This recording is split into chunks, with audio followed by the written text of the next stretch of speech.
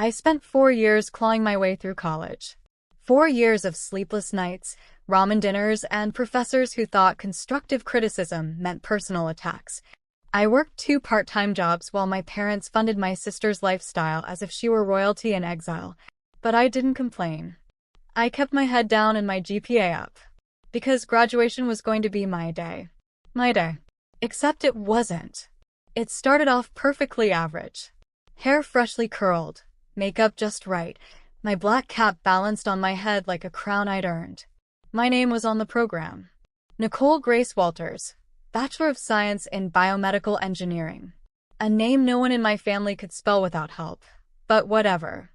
I was proud. We were gathered in the university auditorium, families seated in rows behind the graduates. I could spot my parents easily, front row of course.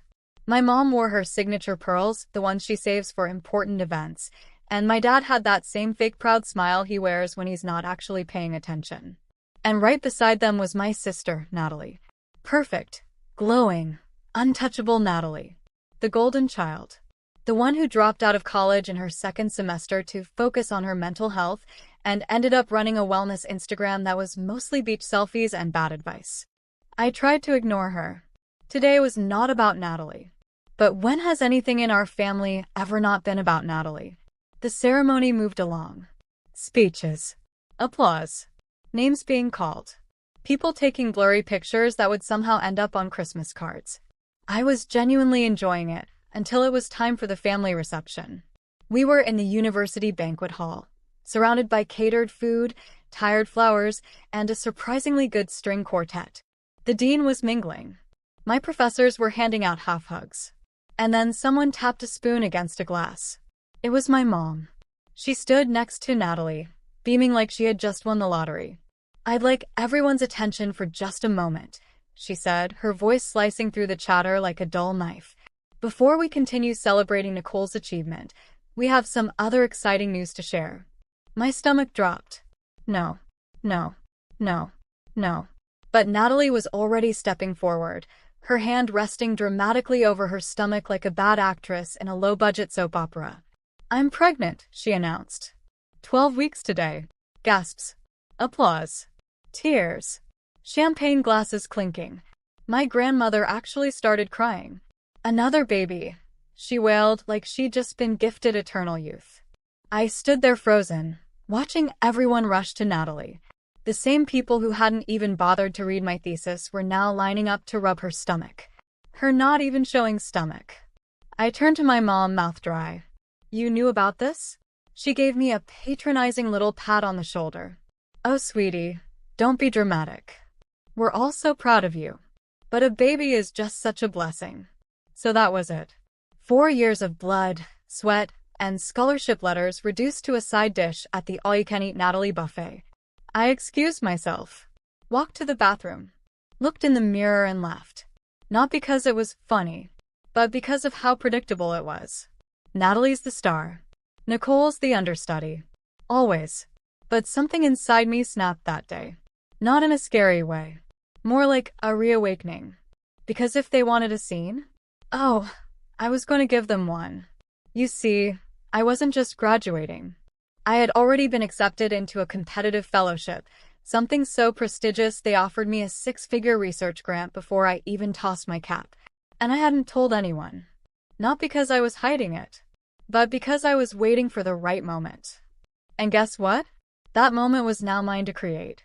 So when the toasts resumed, and the attention slowly drifted back to the dull clinking of cutlery and conversations, I stepped onto the stage. Calm, collected, and very, very aware that every eye was about to be on me. They took my moment, but I was about to take everything back. I walked up to the podium like I had every right to be there. Because I did. Someone in the crowd actually clapped, probably thinking I was going to give a heartfelt speech about perseverance and dreams and how the future is ours. Spoiler, I wasn't. Natalie gave me a confused look from her seat, one hand still glued to her stomach like she thought someone might steal the baby right out of her. I took the mic, smiled. "Hi, everyone. For those of you who don't know me, which is about half of you, judging by how fast you sprinted past me to congratulate my sister, I'm Nicole Walters.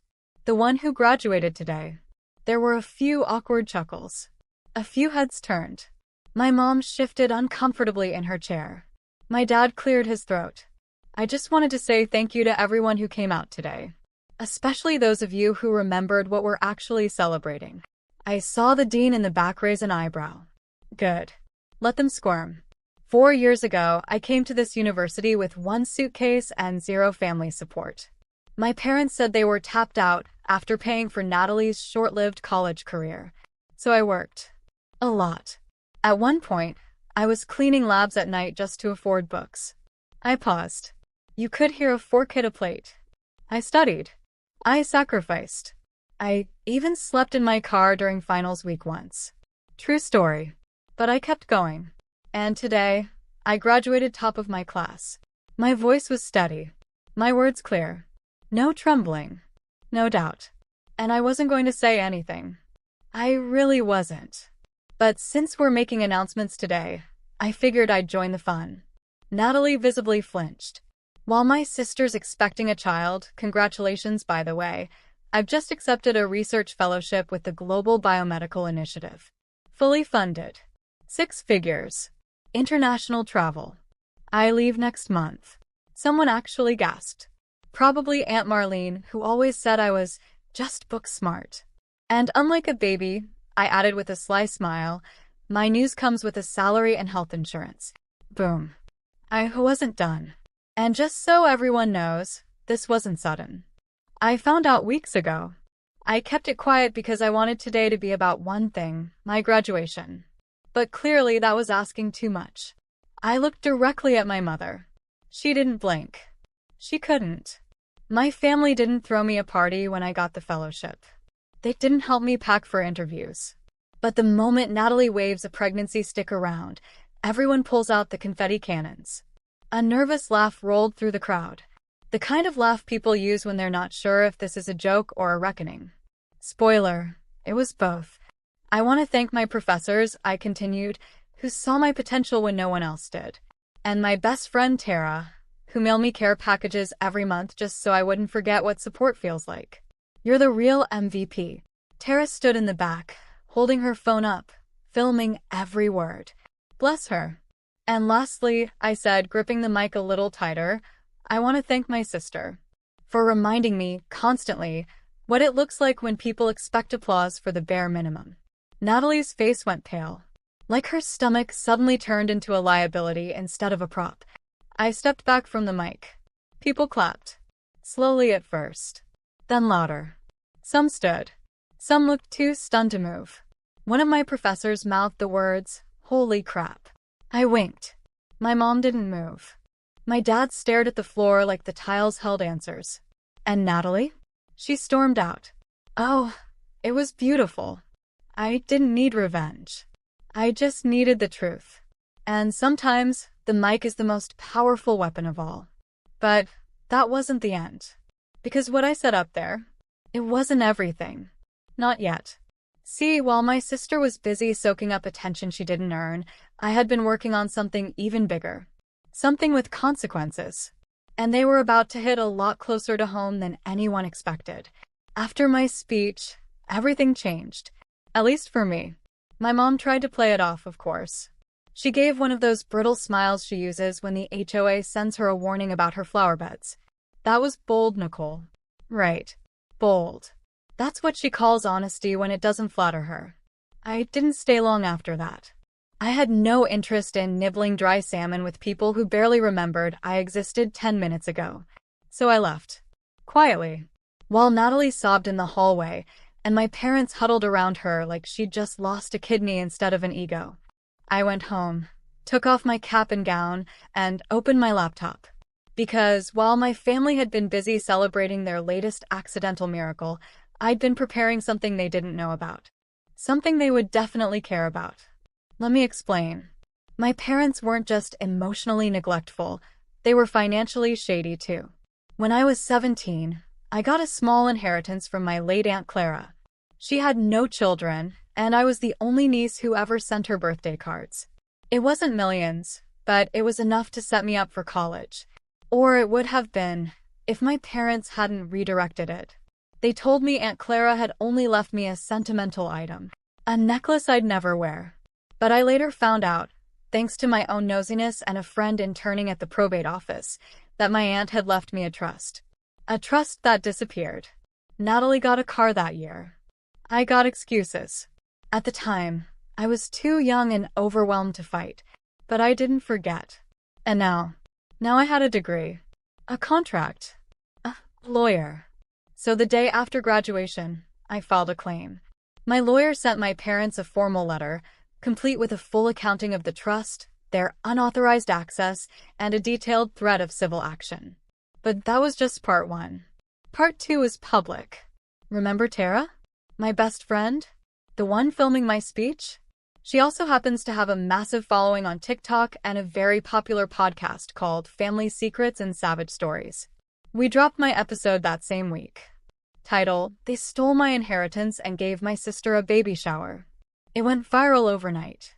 Within 48 hours, the clip of me calling out Natalie at my graduation had over 2 million views. The comment section was a war zone. Team Nicole versus Team Nepotism. Suddenly, brands wanted to sponsor me. College students messaged me saying I gave them the courage to speak up. Someone even drew fan art of me holding a mic like a sword. And my parents, oh, they were livid. They called me, repeatedly, left voicemails that shifted from gaslighting to begging. But I didn't answer. Instead, I forwarded everything to my lawyer. And then the kicker. My parents had planned a big baby reveal party for Natalie. Balloons, cake, fireworks. The works. She wanted it filmed for YouTube. She had been hoping to launch her mommy influencer era. Well, I made sure it was cancelled.